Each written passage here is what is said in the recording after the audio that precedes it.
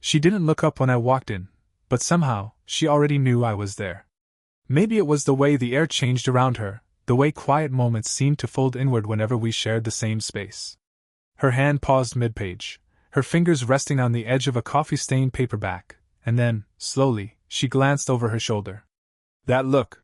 It wasn't loud or deliberate. Just a small acknowledgement that hit deeper than words. I'd seen her before years ago, when she used to teach the evening writing class at the community center. Back then, I was too unsure of myself to say anything beyond polite questions about sentence rhythm or character arcs. But now, standing in front of her again, she looked different. Softer, maybe? Or maybe I'd just grown old enough to notice the kind of softness that hides behind restraint.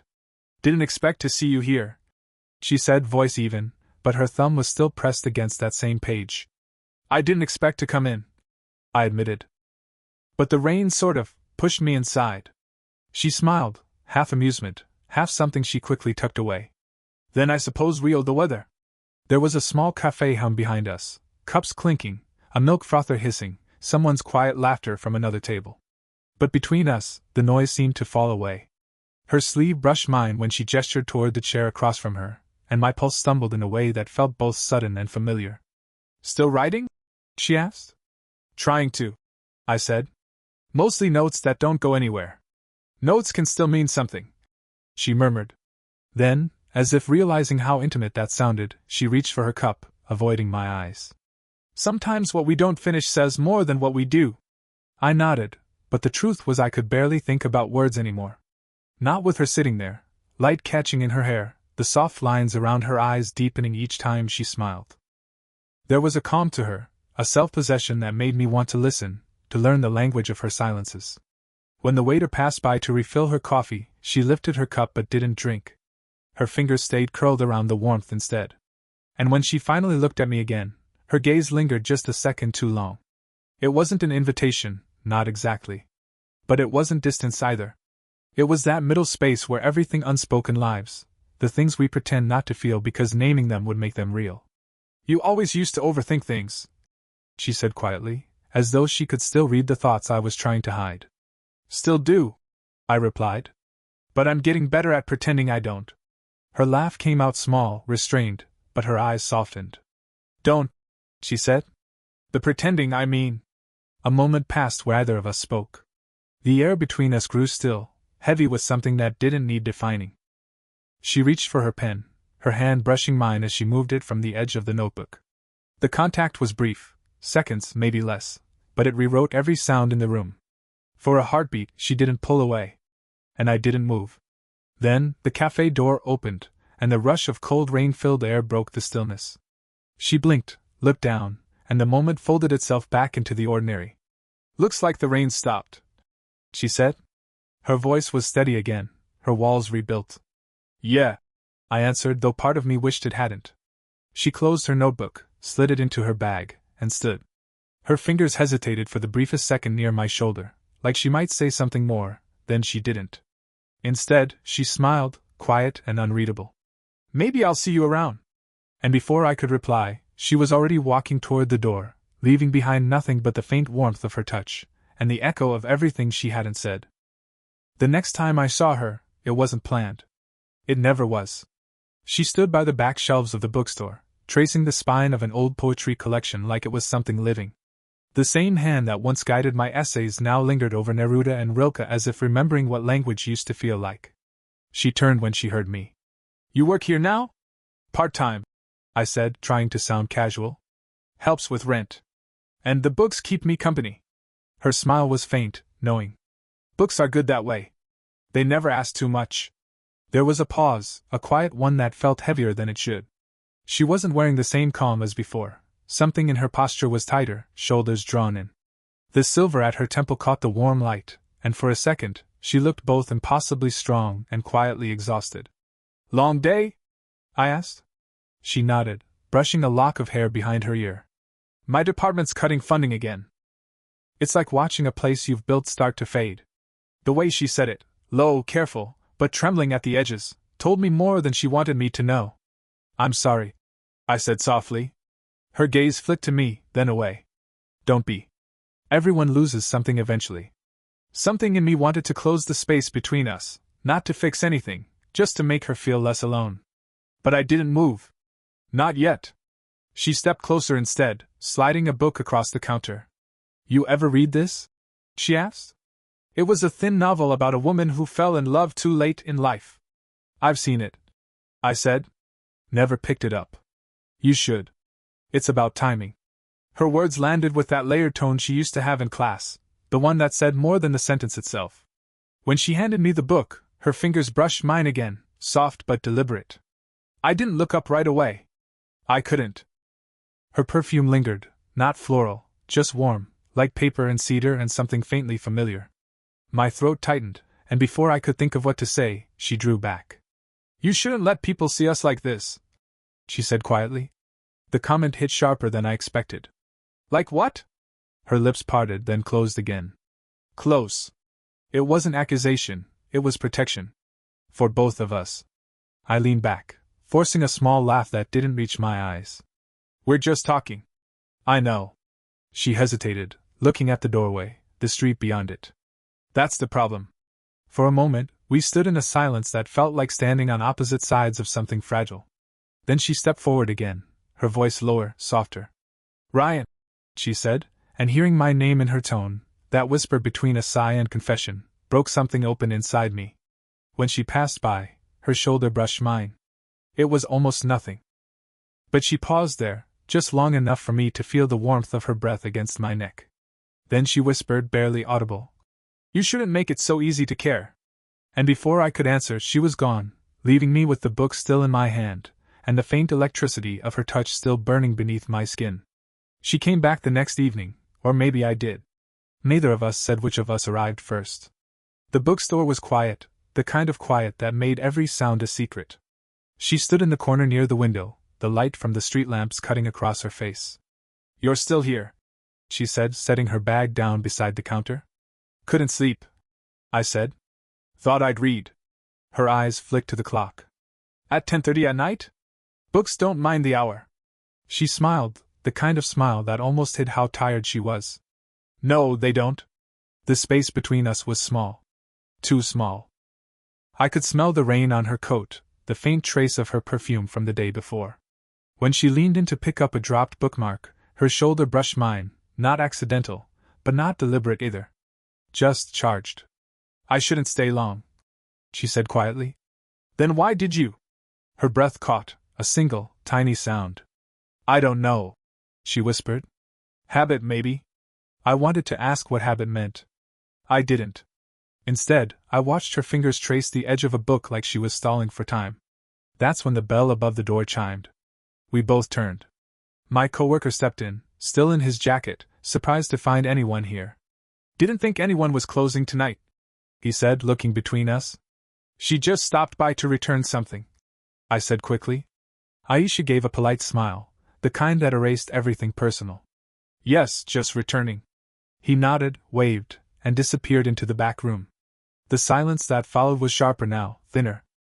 You're getting good at that, she said. At what? Making things sound innocent. I took a breath, unsure if it was accusation or admiration. It's not wrong to talk. No, she said, stepping closer again. But people love to fill in what isn't there. Her hand rested on the counter, inches from mine. I could see the faint tremor in her fingers, maybe nerves, maybe restraint. Does it bother you? I asked. It should. But it doesn't? She exhaled slowly, the air between us warming. That's the problem. There was a heartbeat, too, where everything stilled. Her eyes lifted to meet mine, and something inside me gave way. She reached up, brushing a strand of hair behind her ear, her arm brushing my chest. The contact was soft, fleeting, but it left a pulse in its wake. I didn't mean to lean in, it just happened. Ryan, she breathed, voice low, warning and wanting at once. Before anything could happen, the sound of a message pinged from her phone, sharp, sudden, too real. She froze, stepping back. Her expression changed. Guarded again. I should go. I nodded, but she didn't move right away. We both stood there, caught, suspended in the echo of something unfinished. Finally, she reached out, fingertips brushing my wrist.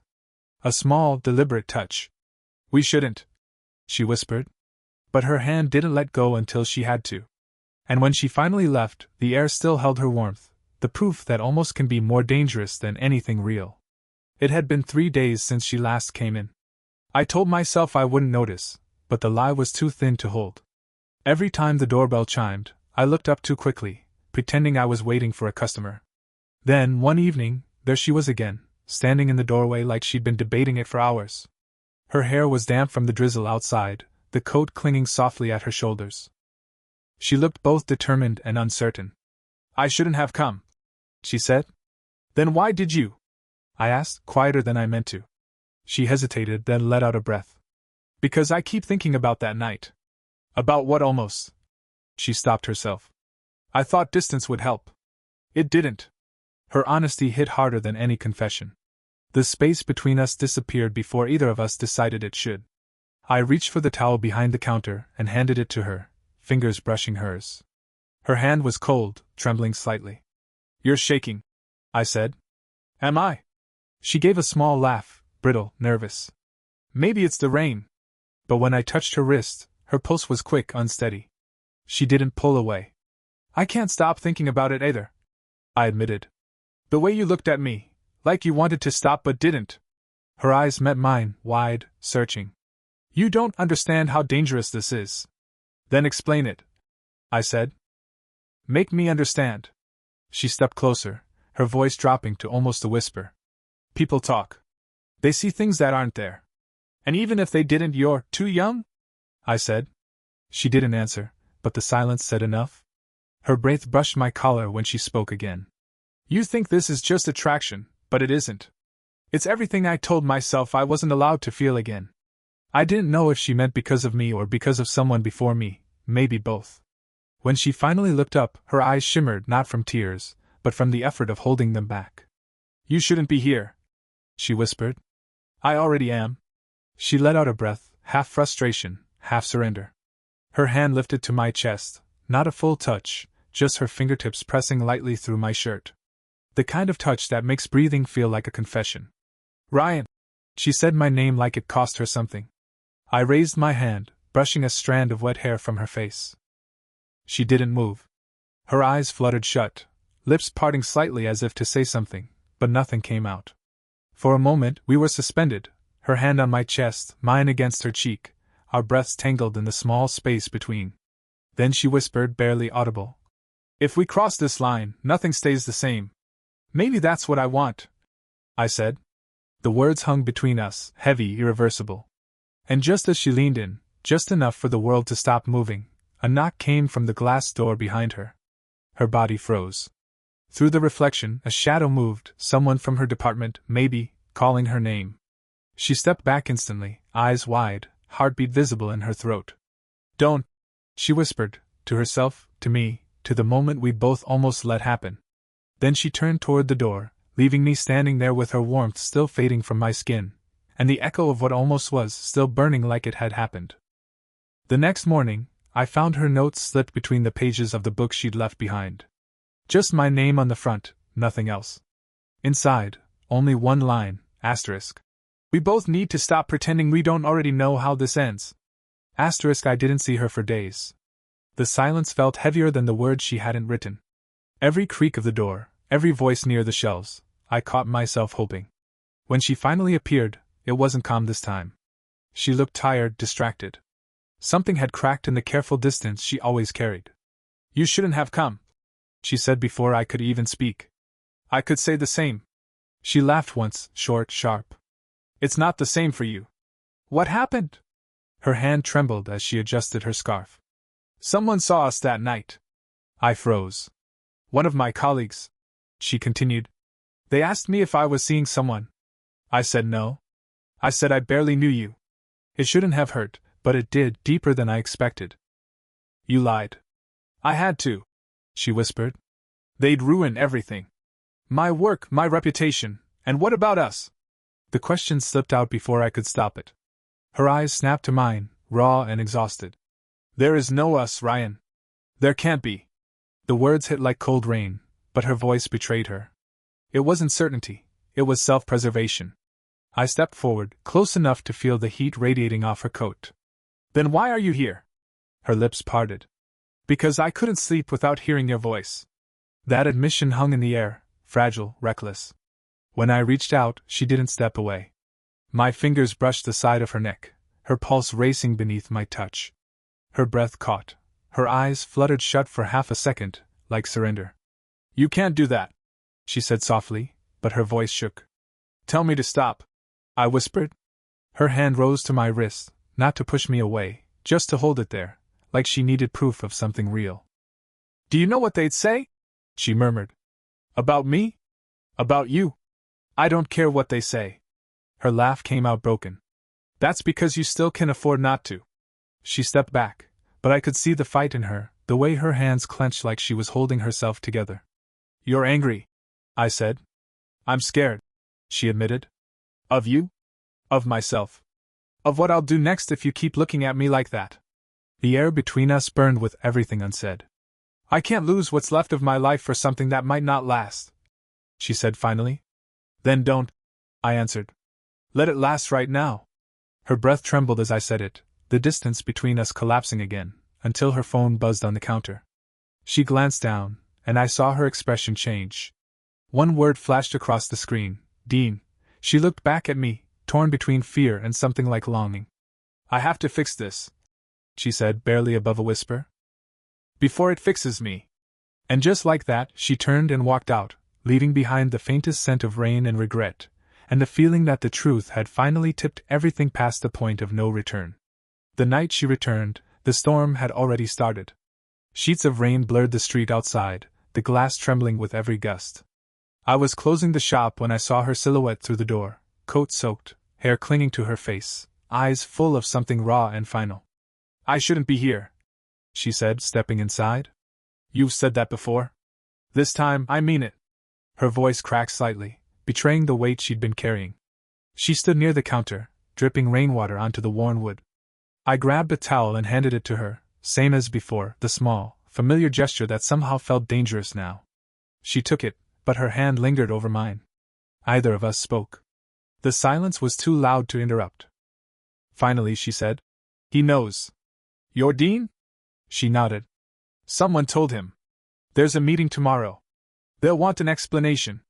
My stomach tightened. What will you say? That it was nothing, she whispered. That you were just a student. That I barely knew you. The same lie again, only now, I could see how much it hurt her to say it. I stepped closer, my voice low. And what will you tell yourself? She looked up sharply, eyes glistening. That it has to end before I lose everything I've worked for. Her breath came faster, uneven. I could feel the warmth radiating off her skin even as she trembled. This, whatever it is, it can't follow me into tomorrow. Then don't go, I said, the words reckless and quiet. She gave a small, broken laugh. You think it's that simple? No, I admitted. But I think pretending it isn't real is killing us faster than the truth would. Her shoulders sank. She pressed the towel against her face, breathing hard, as if trying to wipe away the moment. When she dropped it, her eyes met mine again, and everything unspoken between us surfaced all at once. I reached out, brushing her hair back, fingertips grazing the side of her neck. She closed her eyes, lips parting with a sound that wasn't quite a sigh. My hand slid down to her shoulder, feeling the tremor beneath her skin. Ryan, she whispered. If I stay, I'll fall. Then fall. Her eyes opened, wide and searching. For a second, she didn't move. Then she did, closing the space between us until her breath was warm against my mouth, her fingers gripping the fabric of my shirt like she was holding on for balance. The storm outside grew louder. Time blurred. But just before the distance vanished completely, she stopped, her forehead against mine, both of us shaking. I can't, she said, voice breaking. Because if I do, I won't stop. I swallowed hard. Then don't stop. Her breath hitched, a half sob, half laugh, and she stepped back, tears mixing with the rain still clinging to her cheeks. I understand now, she whispered. You were never the risk. You were the reminder that I'm still alive. And before I could say another word, she turned, opened the door, and walked into the storm, leaving behind the echo of her heartbeat and the truth neither of us could unhear. For the first time, I didn't follow. I just stood there, breathing her name into the quiet, knowing that in that moment, we finally understood everything. It had been a week since the storm, and the air in the city finally felt lighter, though not inside me. The bookshop looked the same, but everything in it carried her ghost. Her scarf still hung on the chair, her handwriting still lingered in the margins of the book she'd once borrowed. I thought I'd never see her again. Then one evening, just before closing, she walked in. No rain this time. No trembling hands or half-spoken apologies. Just a quiet smile that didn't hide behind fear anymore. "Hi," I said, unsure if I was dreaming. "Hi," she answered softly, setting a small envelope on the counter. "It's over." I blinked. "The investigation?" She nodded. "They didn't have proof. I told them the truth, that nothing happened. At least, nothing they could understand." Her words hung there, calm, final, yet full of meaning. I exhaled, tension unspooling slowly. "So, what now?" She looked at me, her expression tender. "Now I stop running from the parts of me you reminded me existed." She stepped closer, her presence filling the small space between us. No storms, no panic, just warmth. Her hand found mine across the counter, fingers lacing gently, naturally. "Do you regret any of it?" I asked quietly. She smiled, eyes glistening. "Only the time we spent pretending it was wrong." The words softened something inside me. I came around the counter close enough to feel the faint scent of her perfume, the one that had haunted every empty night since she left. We didn't need to say much. I brushed a strand of hair behind her ear, and she leaned into my touch like she'd been waiting for it. Her head rested briefly against my chest, her heartbeat steady against mine. For the first time, there was no fear between us, only understanding. "I don't know what this will look like," she whispered. "Neither do I," I said. "But I'd rather find out with you than keep wondering alone." Her smile grew small but real. She tilted her head up, eyes meeting mine, no hesitation, no distance. Just two people who had finally stopped pretending. When she kissed me, it wasn't desperate like before. It was slow, deliberate, an answer to every question that had once stood between us. Outside, the street was quiet. The storm had passed. We stood there for a long time, hands still entwined, saying nothing.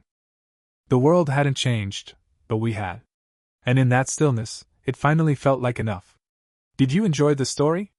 What kind of stories would you like to hear next?